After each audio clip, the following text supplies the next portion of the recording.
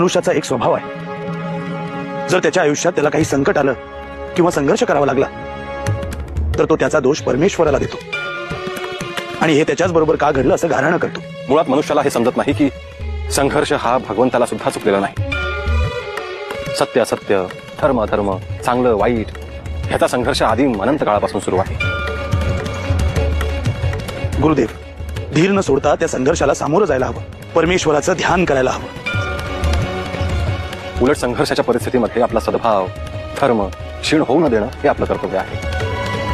अन्यथा अधर्म आणि असत्याचा जोर वाढतो आणि मनुष्याला तो गिळंकृत करू पाहतो।